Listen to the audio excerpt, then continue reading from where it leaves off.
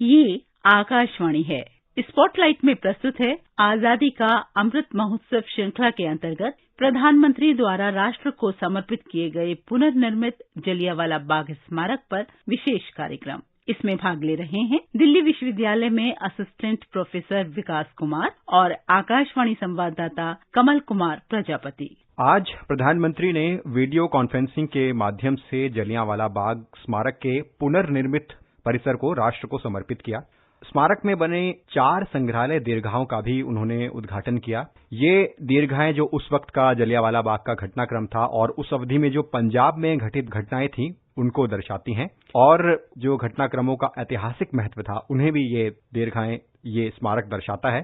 खास बात यह है कि लंबे समय से जो पुरानी पड़ी इमारतें थीं जिनका इस्तेमाल नहीं हो रहा था, उन इमारतों के अनुकूल इस्तेमाल अब इस जीर्णोद्धार के बाद हो रहा है और ऑडियो विजुअल तकनीक के माध्यम से उस समय के घटनाक्रमों को दर्शाया जाएगा। साउंड और लाइट शो की व्यवस्था भी की गई है, जिसमें कि 13 अप्रैल 1919 को जो जलियांवाला बाग का घटनाक्रम हुआ उसे दर्शाया जाएगा, और साथ ही शहीदी कुएं का भी पुनर्निर्माण किया गया है, ज्वाला स्मारक का भी जीर्णोद्धार किया गया है। कुल मिलाकर पूरे प्रांगण का सौंदर्यीकरण किया गया है, और इस पूरे सौंदर्यीकरण और पुनर्निर्माण के बाद हम देख पाएंगे कि जो पर्यटक होंगे, जो इतिहास में रुचि रखने वाले हैं, उनके लिए एक अलग ही आकर्षण का केंद्र ये जलियांवाला बाग का स्मारक रहेगा, और उसके बाद इस स्मारक का ऐतिहासिक महत्व और बढ़ जाएगा। तो इस पूरे विषय पर चर्चा करने के लिए हमारे साथ कार्यक्रम में जुड़े हैं दिल्ली विश्वविद्यालय में रामानुजन कॉलेज में असिस्टेंट प्रोफेसर विकास कुमार। विकास जी, स्वागत है कार्यक्रम में आपका। धन्यवाद कमल जी। इससे पहले कि हम इस चर्चा को आगे बढ़ाएं, सबसे पहले अपने श्रोताओं को हम जलियांवाला बाग का जो घटनाक्रम था उस पर ये विशेष रिपोर्ट सुनवाते हैं। परिसर में पंजाब की स्थापत्य शैली के अनुरूप शहीदी कुएं की मरम्मत की गई है। बाग के केंद्र में स्थित ज्वाला स्मारक की मरम्मत कर इसका पुनर्निर्माण किया गया है। यहाँ स्थित तालाब को लिली तालाब के रूप में फिर से विकसित किया गया है। भारत के इतिहास में जलियांवाला बाग हत्याकांड एक ऐसी घटना है जिसे याद कर आज भी दिल दहल जाता है। 13 अप्रैल 1919 का दिन एक ऐसा दिन है जिसे कोई भी देशवासी कभी नहीं भूल सकता। वह रविवार का दिन था। आसपास के गांवों से भारी संख्या में किसान बैसाखी मनाने के लिए अमृतसर आए हुए थे। जलियांवाला बाग में उस समय प्रदर्शनकारी रोलट एक्ट का विरोध कर रहे थे।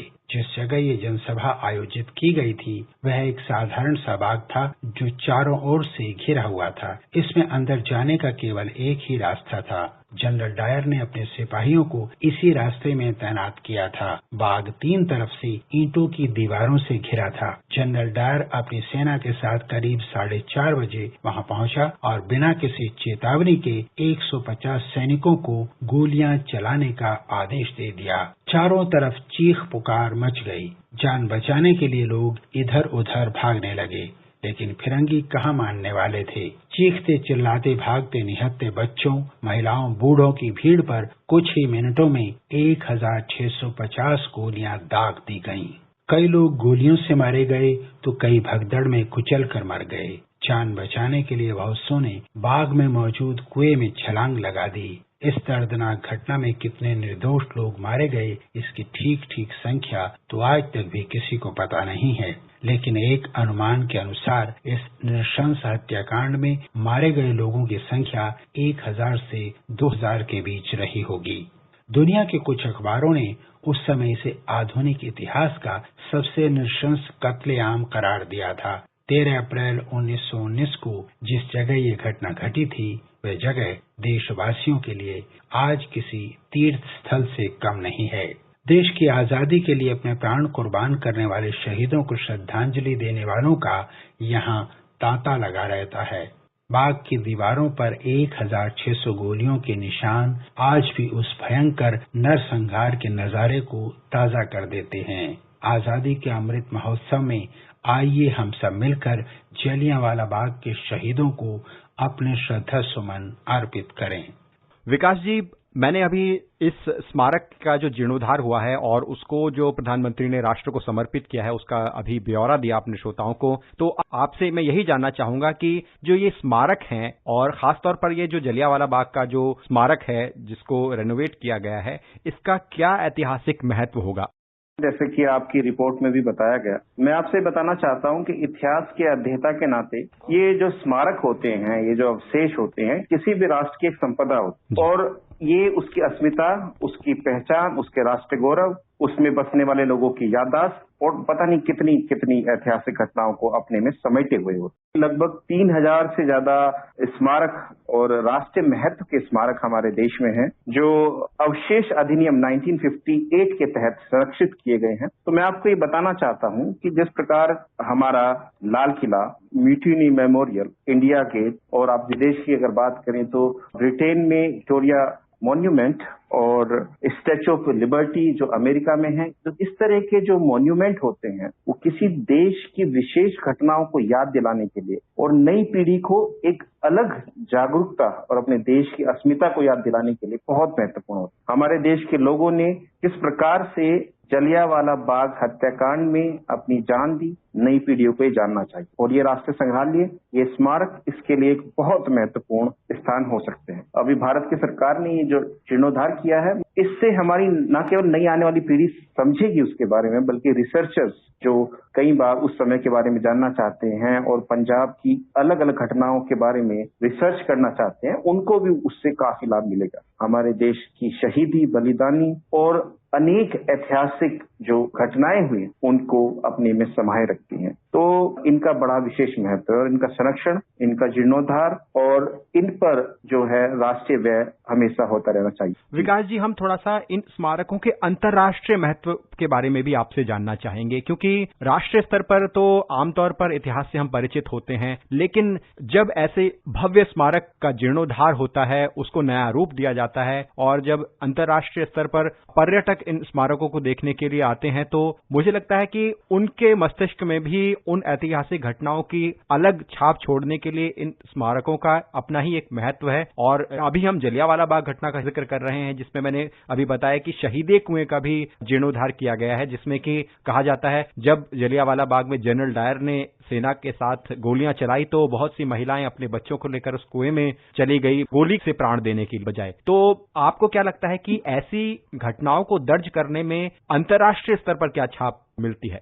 देखिए, बहुत ही जरूरी है कि अपने देश में घटित हुई महत्वपूर्ण घटनाओं को दिखाया जाए, चाहे वो हमारा दर्द या मर्म ही क्यों ना, क्योंकि वो एक राष्ट्रीय गौरव का एक महत्व का विषय है कि उसमें जो लोग जलियांवाला बाग में आए थे वो क्रांतिकारी थे, उनकी एक सोच थी, देश को आजाद कराना चाहते थे, अपने अधिकारों की लड़ाई तक लड़ रहे थे और उस समय तो विशेषकर अपने अधिकारों को बढ़ाना चाहते थे और रोलेट एक्ट जैसे एक एक्ट जो काला कानून था उसका विरोध कर रहे थे। तो अंतर्राष्ट्रीय स्तर पर भी हमारी इसमें छवि बेहतर होती है कि हम ऐसे स्मारकों को बनाएं जिससे लोग उनको देखने आते रहें और भारत के बारे में, प्राचीन भारत, उसके बारे में भी जानते हैं। तो ये अंतर्राष्ट्रीय स्तर पर ये बहुत ही महत्वपूर्ण है। स्मारक के अंदर भी स्मारक हैं, जैसे शहीदी कुआं है और भी वहां पर कई सारे संग्रहालय जो 4 बता रहे हैं वो बन रहे हैं, उनका भी अपना एक राष्ट्रीय और अंतर्राष्ट्रीय महत्व है, क्योंकि जिस प्रकार से जो घटनाएं हुई, जनरल डायर ने करीब 10,000 लोग जो वहां एकत्रित थे उन पर अंधाधुंध गोलियां चलवा दी और लोग बुरी तरीके से मारे गए और ऐसा कहा जाता है कि बहुत सारे लोग दीवारों पर चढ़ने की कोशिश कर रहे थे, माएं अपने बच्चों को लेकर इधर उधर भाग रही थी और कुएं में कूद गई वो उनकी जान बचाने के लिए, लेकिन वहां भी उनकी जान नहीं बच सकी क्योंकि एक के ऊपर एक लोग गिरने लगे और उनका दम घुटने से मृत्यु हो गई। तो ये घटनाएं हमारे जानने के लिए, हमारी नई पीढ़ी के लिए बहुत जरूरी है। अंतर्राष्ट्रीय स्तर की बात करें तो जिस प्रकार से अंग्रेज जब भारत में थे, जनरल डायर और उसके बाद हंटर कमीशन यहाँ पर बना जिसने इस मामले की जांच, तो उनके उत्तराधिकारी भी यहाँ पर कभी आते होंगे देखने जरूर। जिस प्रकार से हम देखते हैं कि 1857 में जो भारतीयों की और अंग्रेजों की आपस में लड़ाई हुई, लेकिन यहाँ पर जो म्यूटिनी मेमोरियल बनाया वो अंग्रेजों ने बनाया, तो उस पर भी प्रतिवर्ष यहाँ पर काफी सारे अंग्रेज इकट्ठा होते हैं, 1857 की याद दहानी करते हैं। तो हमें इस बात का ध्यान देना होगा कि ये स्मारक केवल हमारे लिए स्मारक नहीं है, बल्कि कहीं ना कहीं उन उपनिवेशी ताकतों के लिए भी स्मारक है, भले ही उनके लिए अलग महत्व का विषय और हमारे लिए अलग महत्व का विषय। विकास जी, किस तरह लोगों की उस शहादत ने स्वतंत्रता आंदोलन को एक अलग रुख दिया? पृष्ठभूमि के लिए हमें थोड़ा सा पीछे जाना पड़ेगा। हमें देखना पड़ेगा कि 1905 में 5-6 के आसपास जब बंगाल विभाजन होता है, स्वदेशी मूवमेंट आता है और हम देखते हैं कि नरम दल और गरम दल, दो दल वहां बंटते हैं। तो जो गरम दल था, जिसमें लाल बाल पाल, बिपिन चंद्र पाल, लाला लाजपत राय और बाल गंगाधर तिलक जैसे जो हमारे देश के नेता थे, जो इनमें से कई नेता जो पंजाब में काफी ज्यादा सक्रिय थे, वो लगातार जो है आंदोलन कर रहे थे और उनका जो रवैया था वो क्रांतिकारी रवैया था। 1919 में जब ये घटना 13 अप्रैल को हुई, उससे 3 दिन पहले महात्मा गांधी ने राष्ट्रीय स्तर की एक स्ट्राइक घोषित की थी और इस स्ट्राइक में राष्ट्रीय स्तर पर लोगों ने भाग लिया था। इसके तुरंत बाद हमने देखा कि कुछ दंगे हुए, आगजनी हुई, जिसमें कुछ अंग्रेज भी मारे गए। तो तुरंत ही जिम्मेदारी दी गई जनरल डायर को कि इस मामले को संभाला जाए। लेकिन इसके बावजूद भी 13 अप्रैल को हमारे क्रांतिकारी और आम लोग बैसाखी के पर्व में इकट्ठा हुए थे अमृतसर में, जलियांवाला बाग के आसपास। वो भी काफी लोग संख्या में थे और इस घटनाक्रम के बाद मैं आपको ये बताना चाहता हूँ कि देश में एक क्रांति की लहर जाग उठी। महात्मा गांधी भी कुछ समय के लिए सकपका गए, लेकिन कुछ थोड़े ही समय के बाद उन्होंने असहयोग आंदोलन शुरू कर दिया। मैं आपको ये बताना चाहता हूँ कि भगत सिंह उस वक्त 12 वर्ष के थे और वो नंगे पैर दौड़ते दौड़ते अमृतसर पहुंचे थे, ऐसा कहा जाता है कि घर से, और उन्होंने वो सब नजारे अपनी आंखों से बाद में जाकर देखे।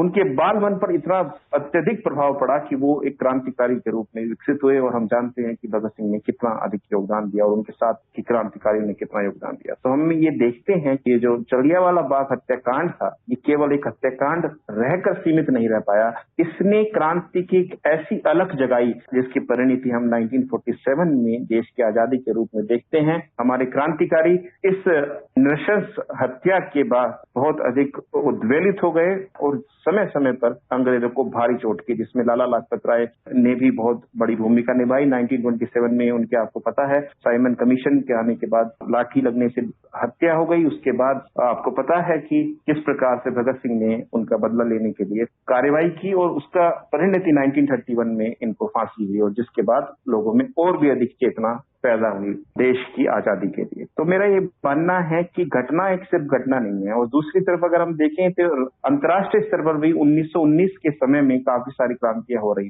1917 में रूसी क्रांति हुई थी, जिसका भारत पर बहुत प्रभाव पड़ा था।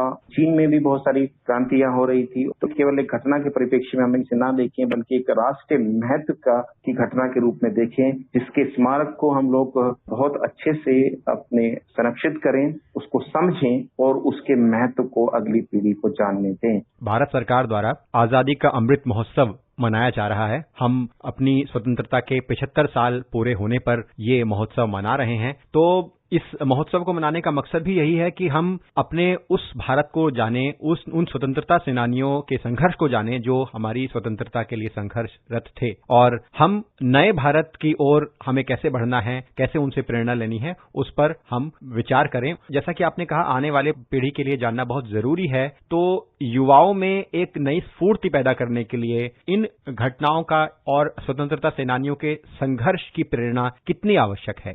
जब तक हमारी युवा पीढ़ी ये नहीं जानेगी कि किस बड़ी कीमत को चुकाकर हम लोग आज इस आजादी को मना रहे हैं, इसको युवा पीढ़ी को जानना बहुत ही आवश्यक है। तो आजादी का अमृत महोत्सव, जिसमें जलियांवाला बाग हत्याकांड को लगभग 100 वर्ष से भी ज्यादा हो चुके हैं, तो ये एक राष्ट्रीय महत्व की घटना तो थी ही, लेकिन अब इस घटना को इस परिप्रेक्ष्य में देखा जाना चाहिए कि दुनिया में इस तरह के नरसंहार और कहीं ना हो। उसके बारे में मानवाधिकार को लेकर क्या हो रहा है, अंतर्राष्ट्रीय कानूनों में इसको लेकर क्या हो रहा है, इस पर भी भारत जो है अपना प्रतिनिधित्व कर सकता है। जैसे कि अभी आपको पता है कि यूएन में भी भारत की भागीदारी है।